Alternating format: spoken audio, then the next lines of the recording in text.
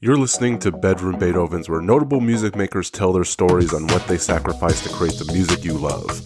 It's just your genuine appreciation on a deep soul level for what artists do. And I love hearing that. I'm your host, Cello. What's up? This is J Rock, and I'm right here. I'm chilling on the Bedroom Beethovens podcast. That's what it is. Let's go. Hello, people of Earth. Welcome to episode 182 of the podcast. Today in the building, I have not one, but two living legends behind the turntables and producer extraordinaires. Yeah, role reversal. J Rawls, Rawlsmatic. Man, this beat is banging, man.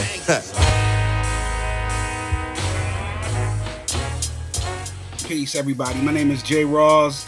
What have I done? I've done a lot of work. I've done work with Mos Def, Kweli, Yasin Bey, right? Eric Roberson, Aloe Black, Beastie Boys, man, a lot of people. But I'm real excited that I'm working with the great Rawlsmatic right now. Rhett, tell them a little bit about yourself. My name is Rawlsmatic. I'm a DJ producer. I am part of the Beat Junkies, as well as the Visionaries, Cypress Junkies, Crown Royale, Dirty Disco Squares, and I am now officially part of Rawlsmatic because I'm rolling with the professor. Yo, now see, that's cool. J Rawls, Rawlsmatic. Chopping up games like how to move. With the illest worldwide. Brag, yeah, OG in the game. Word. No, it's not a phase. Battle star galactic with the ratchet. I will line with lines and hooks. Real and tuna. This is love. Yeah, you see me? Veteran status, the apparatus gets torched. Come to your crib, obliterate your front porch. What I got can't be taught. There's no course. Either you got it or don't. The rest, it seems forced. Still at it. You think we care? You say we're old? You probably own 2 copies of Marley Marl and Control. International flow, make you crash in the poles when driving. Be careful, my words last in your soul. Craig G, J Rawls, Rawlsmatic, insane. Go on, get the camera, the way the flow's framed. It should be hanging in your favorite galleria where people they pay to see it. We are the lyrical leaders. Pinpoint, accurate flow, stays in the zone. Not too bad for a guy that raps and goes. J Rawls is an expert in hip-hop based education, youth culture, and hip-hop music producing. He has presented workshops on the music industry, hip-hop education, and beat making at several major universities around the country. Rawlsmatic needs no introduction, one of the most respected DJs in the world with over 30 years of experience. And if you want to know more about each one, you can check them on past episodes on the Bedroom Beethovens podcast, respectively. 3 years later, we return to the mic to talk shop some more, and we chat Role Reversal, the new album that I'm on. What you know about that? Bedroom Beethovens is powered by its Patreons. If you'd like to become one, visit me on patreon.com/Bedroom Beethovens. This podcast is written, produced, and hosted by me. Our audio is edited by me, art by me. Our show is executive produced by me. We're part of No Podcast Network. So as you can see, this whole thing's a labor of love. So again, if you want to show your support, you may do so via Patreon. Shout out to Soul Spasm, Chavez Sound, the King of 808s, J57. Next week on the show, Taylor Gang's own Ricky P joins me for a far-out talk about music, creativity, consciousness, and fatherhood. But this week, however, the incredible duo of DJ Rawlsmatic and Dr. Jason Rawls, but you can simply refer to them as Rawlsmatic. Battlestar Galactic with the ratchet. I will line with lines and hooks. Real and tuna.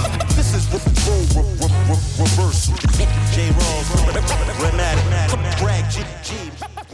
It's been 3 years since either of you have been on this podcast, but before we begin, you know, as I was preparing for this episode, I wanted to see kind of the interviews that you guys have done since we last spoke, which was like 1,000 days ago. And there's a lot, and there are still people asking you what it's like to produce Brown Skin Lady. And I'm like, do they think they're going to get a breaking story with that? But that's not what I'm amazed about. I wanted to bring this up because even if someone asks you a question that you've answered 10,000 times before, you still smile and you answer it for them like it's the first time you've been asked. And I think that speaks volumes to how, you know, a professional you are, how kind you are, because I feel like if someone asks you that and you woke up on the wrong side of the bed, it's like, oh, watch out. I appreciate that. You know what? Here's how I see it.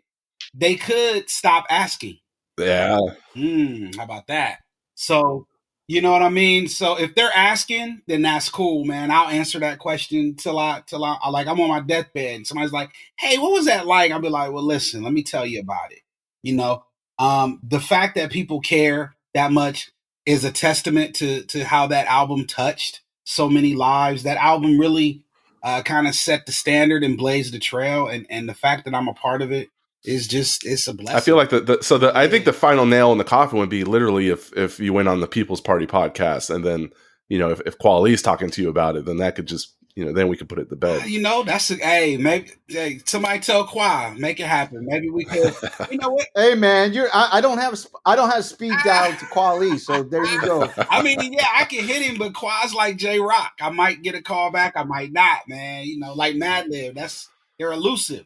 Well, Rawlsmatic, you caught COVID pretty recently, so I want to ask you, how are you doing? How's it going, man? I'm good. I've caught it. Like I was dodging it for a good 2.5 years and stuff like that, and then it just, ironically, I caught it on at our students' graduation and stuff like that for our school. So it was just bad timing because when I caught it, I was about to do the wedding mixer dance party that I usually throw with my man Assad, and it just happened to be the day of, and that's kind of like bummer. Luckily, it wasn't that bad. Unfortunately, my mother caught it with me and stuff like that. So we're good and stuff. So I know people are like, oh man, don't do that, but we were vaccinated, so that kind of helped us out a lot. So, but back in the swing of things. But you avoided it this whole time because, like, you guys were really good at pivoting your careers. Like you guys did Twitch streams and the live streaming and the radio shows and all that. So you guys acclimated pretty nicely. Yeah, I mean, well, it's like everyone else is like we all had to like kind of figure out a way to pivot. And Rawls, probably is the same thing with me and with everyone else. That's we had to learn how to adapt. If you don't learn how to adapt, you're gonna be like we're gonna be stuck. So we were pretty lucky that people were pretty blessed that people were still rocking with us and were able to pivot with us. So and we're we're kind of out of the woods, but still not. We're still I think everyone else is still we're still trying to like navigate because now it's it's part of it's everyday life now. Do you think you guys are such good friends? Because like we're gathered today here because of hip hop. For those that don't know, I'm talking to instructors, educators, and you want to help people, and that might be why you guys are such good friends because you have more in common than just the music. I never even thought of that. I also think it's probably some of that, but it's the years of us working on the project together and. Just we're both silly, man. Like you see, like when we start the interview, we just go right in. 'Cause I admire this guy. He'll say whatever he says, and he'll say the other professor or whatever. But Rhett has worked hard to really like carve out his career and to make it into what it is, and the legacy that he's creating is incredible, man. The whole Beat Junkies, like this whole idea of having a school for DJing. I mean, think about that. Like that's just so next level. And Rhett dedicates everything to that. He's always there. Rhett's probably on his way there today. Shit. Nah, he's on it. It's Friday. He teaches on Friday. He teaches on Fridays. Is that right, Rhett? Do I have it? Yep. But see, I'm not. I don't have. We're doing this interview early because you got to teach later on and stuff. I got to teach later on, so right. We all got to teach. That's it. Now, I mean, I can say the same thing about Rawls. I mean, obviously, of course, of his classics doing with Black Star and Quali, Aloe. I mean, shoot, working with Fat John. I mean, in some ways, I mean, we kind of talked about it. I mean, a shout out to my man DiBiase. He actually kind of said it in some ways is that the lo-fi, whatever you call it. Like in some ways, Rawls is kind of like he's one of the originators in some ways because everybody, if you look back that with some of the work, the work that Rawls have done, and especially with the stuff we did with Fat John, that's kind of like a predecessor for all the stuff that's coming out. Like I guess firsthand, wouldn't you say? Rawls?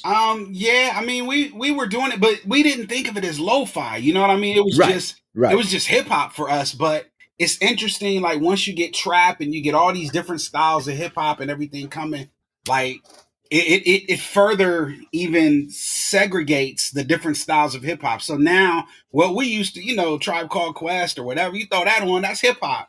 Now that's lo-fi. That's I mean, still hot. yeah. I mean, if you really think it's at the end of the day, it's just beats. Yep. And then they lo-fi. I mean, lo-fi just mean dirty and stuff, but Yeah. it's all the same. It's just It is. Yeah, you guys have combined, your love of music with your love of helping people. And there's these websites that allow students to kind of comment on their instructors. And I wanted to read a few of these. They say, and these come directly from students. Jason Rawls is an angel sent from heaven. Wow. On Fridays. Oh, no, it gets better. On Fridays, we don't even take notes. We just chat about life. I got to meet Ninth Wonder. I got to talk to Taleb Kweli. Dr. Rawls is an amazing human, super caring outside the classroom, clearly cares about his students. You leave his class with so much knowledge, it's crazy. Probably the best professor I've ever had. Dr. Rawls. That's there you crazy. go. Those are like, because on those Rate My Professor things, is that where you found that, man? Yeah, isn't that great? And there's lots more. Like it's crazy to me that somebody would take your class and then feel the need to like go to those websites and praise you and just type out their thoughts. Man, I don't have any of those. Oh, you do have. I have some for you. You want to hear? I got some for you. Research. So the junkies have succeeded in simplifying the often demanding art form of DJing. They want to build better DJs, and they are doing it. The first few classes I took were very digestible, considerably paced, and well organized. They break everything down to the basics so we can fully understand the mechanics and the reasons why. I can't say enough great things about this school. I moved to LA back in 2018, and the majority of my friends who I consider family now, I met during their class. The Institute literally changed my life. I was but a mere fan and admirer of the Beat Junkies when I started taking these classes, and now the Institute of Sound, I got to learn from Babu, Rhett, Mr. Chalk. I take master classes with J Rock. What else do I even need to add to those last statements? These guys are sharing their gifts, their secrets with us. To be a part of it is an honor, and I am forever humbled by the experience. Wow, the junkies. Everything. Both of you guys are just making an impact, like on just like life-changing levels. And that's what honestly, that's what we're here. What else are we here for, man? Like, what is it to get rich? I mean, you know what I'm saying? Like, I mean, honestly, like, let's think. I mean, it'd be nice to get paid. It'd be dope to get paid, but honestly, that's not the only thing, is what I'm saying. It's like a lot of people forget.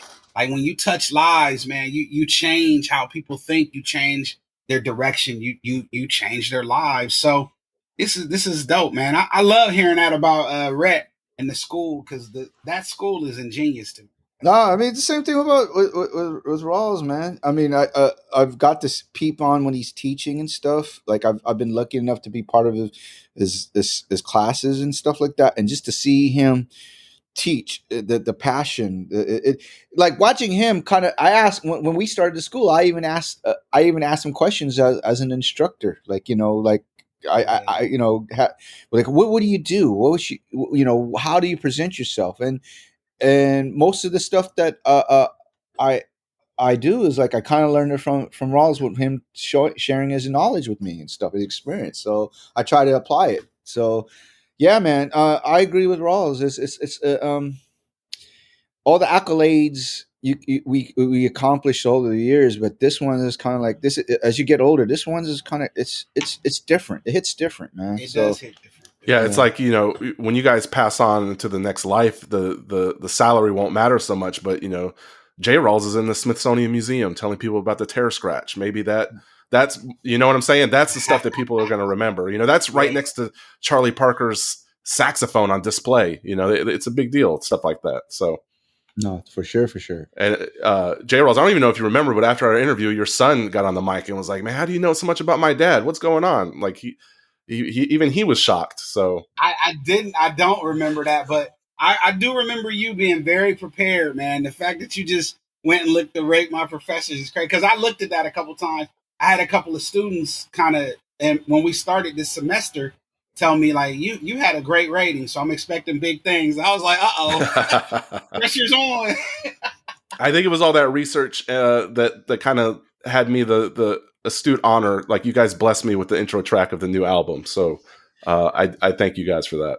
Yeah, well, that was dope. when we was working on the intro and stuff like that, because we were pretty much almost finished. Was like, man, we need an intro. So me personally, I was kind of like, just going down a rabbit hole trying to find certain things like that they would talk about Rawls and myself, or and I just so I started going like on YouTube, and then podcasts, and I remember, shoot, okay, Rawls was on your podcast, and then it's like I was listening to it, and I was like, oh shit, okay, let me use some of this bits and pieces. So I just download I recorded the audio and then it cut it up and stuff. So like it made sense, especially when you talked about Rawlsmatic. So I was like, okay, this is a perfect segue to kind of set the tone for the album. So thank you.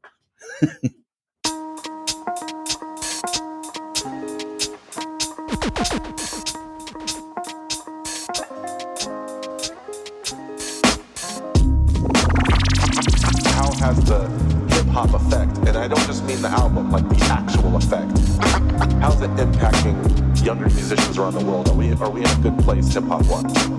I think we're in an excellent place hip-hop-wise. A lot of people will tell you something about mumble rap or this or that, but what you gotta understand is rap is constantly evolving.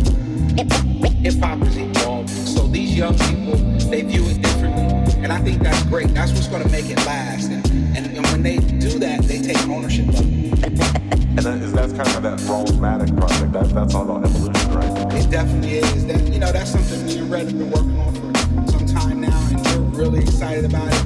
We got a lot of guests, and that album is almost done. Actually, as soon as we're done, I'm going to be mixing like one of the last. We're ready, man. You're going to love this one. I'm honored, Yeah. but nobody asked me to be on the album. Like, I was wondering, like, what if I didn't want to be on it? Of course, I would never say that. But then we'd be broke right now. Right, we just had to take it out. Like, okay, no, I'm honored. It's for you guys, coming out with another album is just clockwork. But for me, that's bucket list stuff. So I can't thank you guys enough. No, thank you.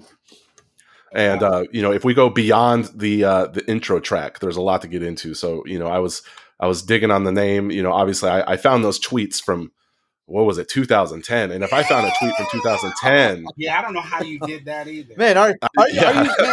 Yeah, I was digging. Dude. You're like you're the podcast of your Nardwar podcast version. I mean, if you guys are tweeting about it from 2010, the conversations had to probably been what, 2008, 2007. So it's been a long time. Oh. Yeah. He just blew up the spot, bro. Blew up the spot. Yeah. Yeah, that's how long we've. Yeah, man. We've been working at it. But this, like I said, though, we took our time because there was no pressure. Like, we didn't have to have it out by a certain date, and I think that really worked out for the better, because a lot of the of our favorites is some of the newer stuff, and that stuff wouldn't have got on if we were rushing, Yeah, there were a couple of false starts per se. Rawls is right. Like, we were trying to, like, hey, let's do it. Like we work on and off on it. I agree with them, because if we we released it earlier, I don't think we would have a lot of this stuff that it is. I mean, a lot of it is also because of experience. A lot of changes, our styles. We grew as producers, as artists, and as people. And like Rawls says, as you can tell, like over the years, we became, we're family. I mean, not to sound cliche, but it's true. Like I know his wife and kids. I met his mom. Same thing. He right. Rawls knows my mom.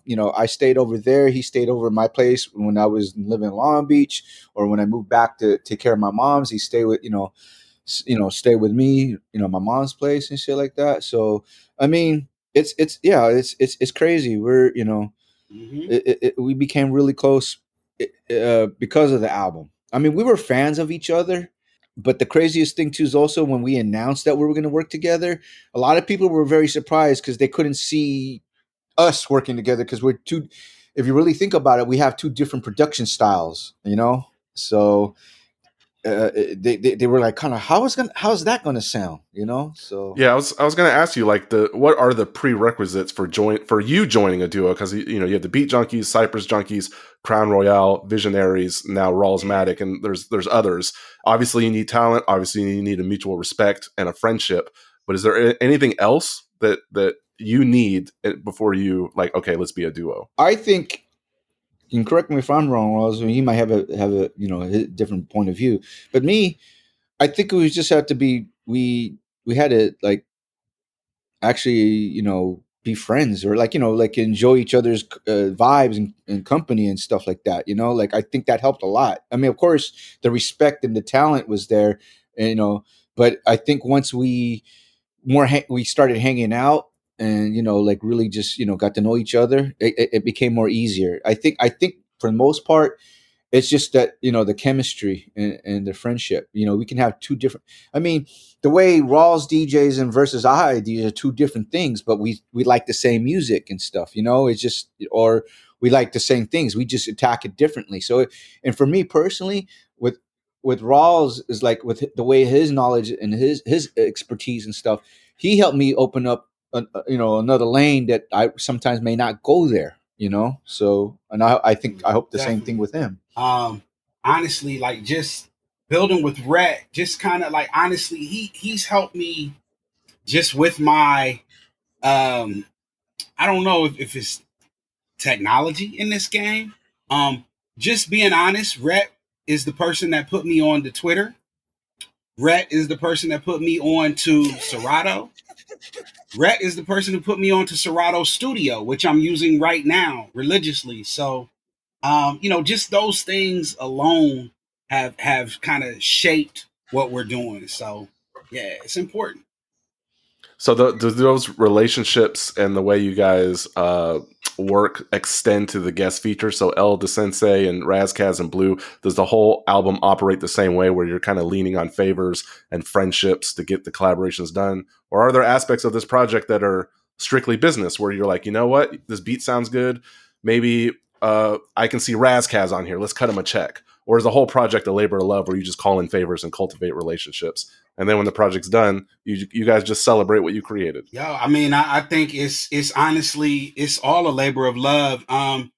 With this one, we didn't have a budget or anything like that, so we definitely like to barter and work with, fam, and that's mainly what it was. We weren't really trying to, like, get those kind of crazy features like that, where we had to come up with a budget and that kind of thing. We did try to shoot for a couple of other artists to get them on, but it didn't quite work. We did a couple things, but it just didn't happen. But we're pretty happy with the way the album came out. Yeah, there's a lot of dynamics on this album. There are tracks that were created through email only, and then there's tracks that were created in person. And I wanted to highlight a few of those with your help. Like, how does a track evolve with, say, J57 on Player Position, which came out great, but it wasn't done in one take. Like, if you're the head of creative, you're the ones who listen to take one, take two, take three, and in between those takes, you supply notes, you give feedback, it gets tweaked over and over until it's right. But the right part is subjective. So if you would have said it was good to go after take one, then take one would have made the album. So let's just say I'm J57 and I'm adding an element to your songs. How does the duo of J Rawls and Rawlsmatic sign off on a track? Because you both have to land on a conclusion, a vision, a sound that is both satisfactory to both of you. So what's that process like? Well, so here, opening up the Pandora's box. Play Your Position was one of the oldest songs on the. It's one of the I wouldn't say first songs, but it's definitely one of the first batch of songs we recorded. So it's how old that song was, to a point that we don't even know where all the Pro Tool files were at. That's how long it was. So when we finished, it was pretty much finished to a point, but there was like, man, we were on the deadline to turn in the masters or the mixes and stuff like that, right? And we just like, and with that particular track, we only were able to 2-track the track itself, because that particular, if I remember correctly, we made that track at Rawls's house, right? So I want to say that I picked the drum break, and and Rawls like literally he put it he used the ASR 10 on that one. Like I said, he used this drum break and he put it together. We arranged and we arranged it together like that. And then I remember we put it down on Pro Tools, but then we sent it out to Trek Life and Superstition, and then it got to a point we forgot about it, revisited it, and then we're like, "Hey, do you got the files?" It's like, "Oh shit, I don't know. Do I have the files, or do you have the files?" So I mean, when I laid the scratches, I had the 2 tracks, but then and then I was like wondering, did you have it track separated? And then even Rawls says, "I don't know where the files are at." So we had to work with what we got. Fast forward when it was like it's there. But it's like, man, we didn't have time to like both Rawls and myself didn't have time to go back and just drop an 808. Like we know that we needed some low end in there, right? And J57 was saying, just yeah. So he asked and he said, "Can I do this?" And it's like, yeah. So good thing about Rawls and myself, we kind of know exactly what we like, and Jay was Jay was giving us great different tones of 808s, and it was like, that's great. We just wanted simple tone, like it just your just original 808s and place it at here and here. Like it's kind of, if you listen to old, if you listen to old Marley Marl productions, you see the 808s not always it's not crazy. It's just one in the beginning, and it repeats every 4-8 bar, whatever, like that, to keep it simple, to give it that low end. And that's basically what it was. Jay, and God bless Jay for giving the time, because we were like at a point. I think Rawls, let me know if I'm wrong here. Is that when we were in a deadline, both of us were busy. Whether it's I think we were school and some other stuff, so we didn't have time to go in and drop. Even though it should be easy, but we were swamped on our end. Yeah, for the most part. I honestly, is that right? I mean, we could have did it. It wasn't crazy, but it's the fact that I think Jay just wanted to be involved, man, and I think that's a testament. He was loving the music so much. He was like, "Yo, can I do this?" Yeah. Mm-hmm. And so, yeah, I mean, me and Rhett, man, we're probably 2 of the most easygoing guys you'll ever meet. We were like, yeah, do it. Love that. So it was just an organic process. So the title track, which was Role Reversal, has Craig G, and that was not an email situation. You make the song in person. So the dynamic's a little different. The song starts off drumless. He records his voice to the drumless beat, but help me out with this. One of you make the decision to add drums, so he has to record his vocals, and the drums come after. So essentially he has to re-record his vocals after. Not quite? Okay. Almost. So because Rawls he made the beat and he had drums already in it, right? Yeah. And I want to say Craig already rhymed over it. Is that right? Yep. Right? Yep. So and I happened to be, then I went to Ohio, right? Because Craig, hold up. Craig was in Columbus when he did the song over. It was just my beat at first. And Craig did it, and it was cool, but he didn't really like his vocals. So fast forward to Rhett came to Columbus. All right, go ahead, Rhett. So when I came to Columbus, he played it for me. He's like, "Shit is dope," and it's like, it'd be kind of be dope if we could use it for our shit, because it was it was definitely just originally for Rawls. Something I just did since he was here, right? So I was like, "Hey, would you?" And I go, "Would you be opposed if I did the drums and stuff like that?" Man. So I read the drums, right? And then I want to say we sent it to Craig, and he was like, "Yo, he's just like, let me do it. Let me do the verse over it." And what he actually, the original verse doesn't even mention us. He did the whole song over. He sent it us like in how many hours, whatever. And then, yeah. And next, that was it. So that's how it came about. Greg did those drums and just kind of it set it off. Like it was like, oh, okay, yeah, that's what it needed. Right. And then from there, and that kind of like really kind of motivated us more, like, okay.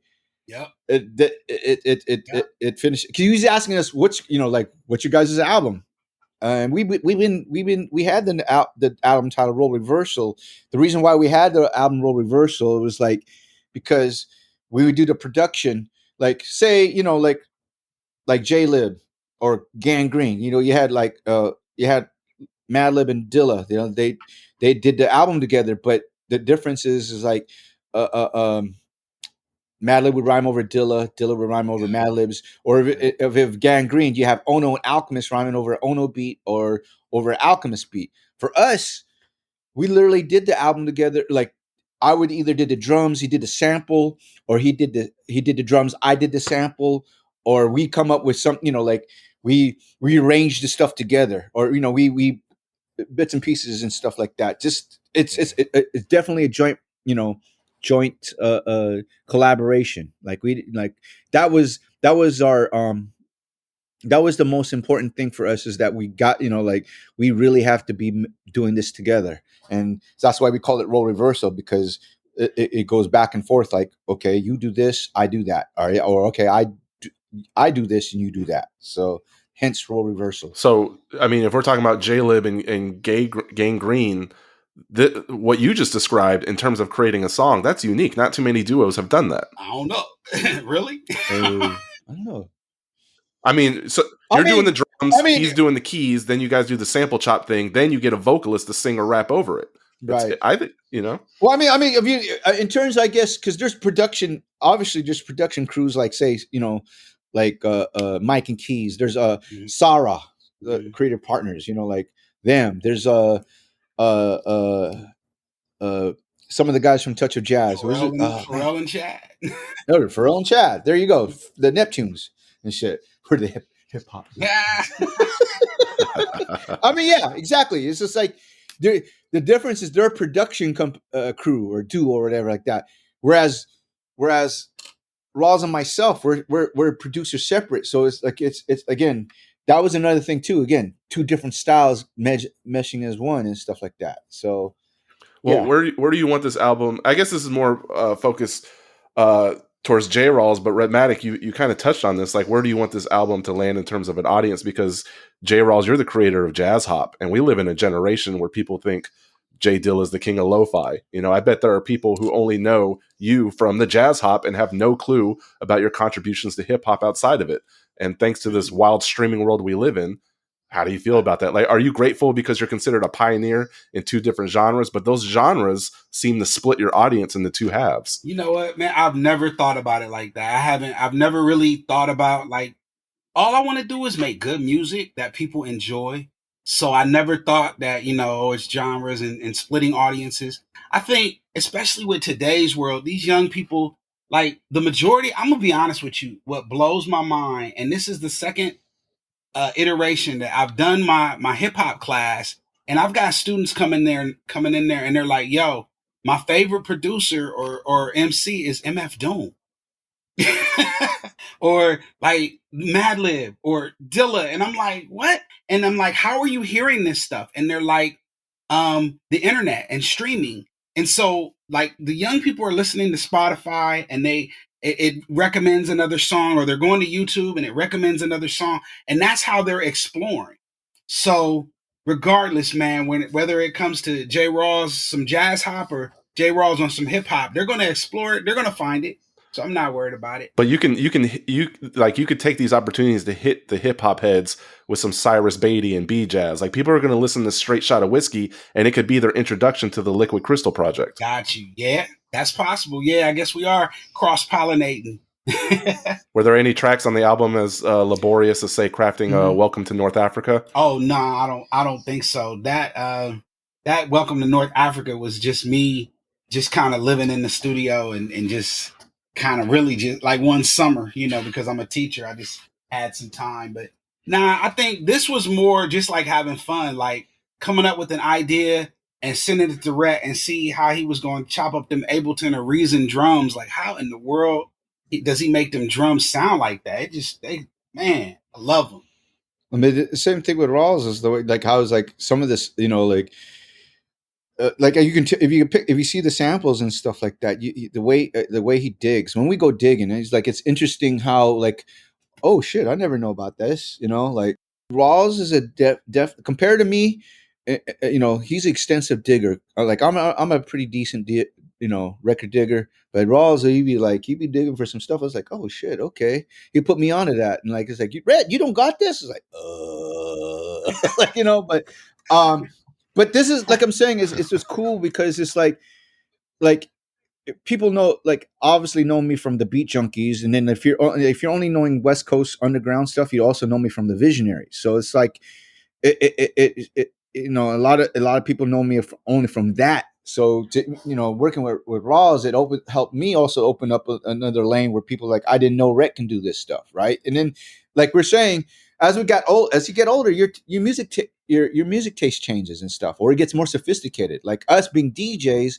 you know, this is one thing I wish we could have done, but I'm sure we're going to do it. I'm probably going to shoot myself in the foot for saying this, but if we do another one, when we do another one, we want to do a house track, Yeah, and the thing is, I play house, he plays house. If cats listen to some of my mixes and stuff like that, like I play all that stuff. It's just that I don't have a chance to really to go flex it. I mean, the only person out of the junkies you hear is like, you hear J Rock and then even Mr. Chalk, right? Now it's even interesting now because we used to kind of joke about this. Is you hear Babu making house beats, like that. He's going under the non diploma as Melvin and stuff. Like he's making house beats and shit like that. So and then of course some of the hardcore hip hop heads were like, why are they doing that? But if you are a hip hop DJ, hip hop producer, whatever like that, you listen to different types of music. It's only natural that you would gravitate to that stuff. And if you DJ, your job is to like actually make the people dance. Like sure, I'll cut it up, but there's a time and place to cut it up, and then there's a time and place to make the people dance and stuff like that. So working with Rawls gave me an opportunity to do like stuff that I really wanted to do, but I couldn't find the right avenue for it. And this is and able to do soul with him and stuff like that, because most of the time when you hear people, when J Rock was doing some beats and they're like, why is he playing house, or why is he doing disco, why is he playing Chicago juke, like just different stuff, like broken beats. They weren't used to, like unfortunately some of hip hop fans are like one of the most, not to kind of be negative about it, but a lot of it, like, they're not open minded to the different music, even though they listen to different music. Does that make sense? Yeah, he introduced me to Seven Davis Jr. I was listening to one of his mixes, and that was a complete house mix. And I'm just like, I love that he turns me on to new music. Yeah, Seven Davis. Yeah, they're obviously like connecting with younger cats. Like we're looking over here in LA. Like Selection. Like shouts to Joe K and them and stuff like that, man. Because like I remember when they were coming up. And they were kind of like the generation after the Low End Theory crew, like the whole beat scene and stuff like that. So again, it's the same thing when they talk about beats and stuff. It's just it's still hip hop and stuff, but it's just like they're open to different things. Like if anyone ever been to the Low End Theory club when it used to be when it was still going on, you get to, obviously you hear Dilla and Madlib, but then you hear like the generation at the time, you hear like Flying Lotus and DiBiase and Free the Robots and whatnot. But you hear, you hear just different things. It's just meshed up. And at the end of the day, it's just, as Rawls would say, it's just dope music. If it's dope, it's dope. I mean, it's subjective, I guess, depending who you are. But yeah, man, whatever music touches you, touches well, you. I'm seeing like headlines where like Logic is doing a Dilla project and Juicy J is doing a Dilla project. Why aren't these in the hands of people like Fat Cat, yourself, Fat Lip, Guilty Simpson, J Rock? Because I know how important these things are. Everyday shit with the Yancey Boys drops on the anniversary of Dilla's passing. I know that's not accidental; it's intentional. Well, that's a good question. Go ahead. Man, that is a good question. I don't mind, man. You got to understand, everybody. I talked to Illa J a little bit about this, and it's difficult, but you got to understand that everybody loved Dilla. So it's like you kind of got to let them do their thing. They got to celebrate it in their way, and that's okay. I don't have a problem with it. Man, it's kind of touchy. Yeah, and Rhett, it's got to be touchy for Rhett. I mean, I don't know. I mean, it is what it is, I guess. Like there's other people. They'll have their opinions and stuff. I mean, I'll just say it's like I know what I know. And, I'm lucky to know what I know and stuff like that. Yeah, the same thing with Rawls. I talked to Illa J about it, but then again, of course, if I talk to J Rock, if I talk to Shoes, I'm sure Shoes. Oh yeah, Shoes. Oh, man. Yeah, I mean, but it all depends. It really all depends, really. So, it is what it is. But it's like one of those things. If you know, like like it is what it is and stuff. It's I can't be mad at it at the same time. As at least it sucks that Dilla's not here to see all the people how much he revert. That people love and stuff. Like, I mean, people he did see the love. Of course, when we did the Europe tour, he see the love and stuff like that. But it just sucks that like I guess it's with all the greats, you don't really appreciate them until they're gone. So. So I guess that's why giving the term giving them the flowers while they're still here is applicable. Yeah. So, but more power to them. But that's I have not really no opinions on it at the end of the day. I was bummed to hear that Illa J couldn't make it to the video shoot. I think he was stuck in Vegas, right? Yeah. So yeah, shout outs to him and his wife Sarah for they did they were able to work. Yeah. And Frank, man, I love Frank. That's Frank. That's He's my the guy, man. He's such a good dude. If you guys know about the history of Dilla, Frank and Dank have been there since day one. So, and there's no any other person, like man. And for me personally, like me and Frank became really close because of when we went on tour in Europe and stuff like that. I mean, because like. When we were on tour, me and him are we were the rolling buddies and stuff. So that's how me and Frank became real close and shit like that. So and then of course, Frank and Rawls know each other and stuff. So it again goes back to your question saying that all of this is all of labor, love, and relationships. So we've been very lucky that a lot of people jump on just because of our relationships and stuff. Like, Rawls is close with El the Sensei, and so am I. Same thing with John Robinson. Same thing, like a lot of us have a lot of relationships. Like a lot of the artists on here, majority of them is because both Rawls and myself know them personally. And then there's some that might be like Rawls might know them more than I do, or vice versa. So I mean.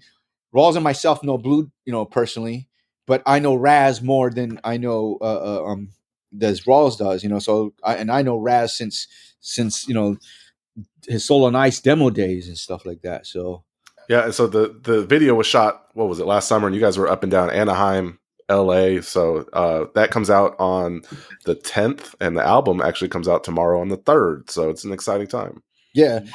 Well, the crazy is that. The 10th, the video dropping on the 10th is also the anniversary of Dilla. So it's kind of like, it makes sense for when we, our second video with, from the song, from the album, it's Everyday Shit with Illa J and Frank Nett. It makes sense that we dropped it on February 10th. So, but yeah, we're pretty excited about it. We hope people like it. I mean, some people think it's a straight hip hop album. It's not. It's a hip hop soul it's instrumental a little bit album. All of it. Yeah, and it's not like I get to talk to you guys every day. So before another 3 years goes by, I just want to say how honored I am that my contributions in this world were good enough to make it on a project from both of you that you deem important. And the fact that I'm able to be in your orbit and have these conversations and show my appreciation, it's something I'll take for granted. So I want to thank you both. Oh man, thank you. Thank you for even, hollering at us. We appreciate it. Thank you. Yeah, and hopefully it won't be the year 2036 when Rawlsmatic 2 comes out. Got jokes. Yeah, we might have to cut that party. All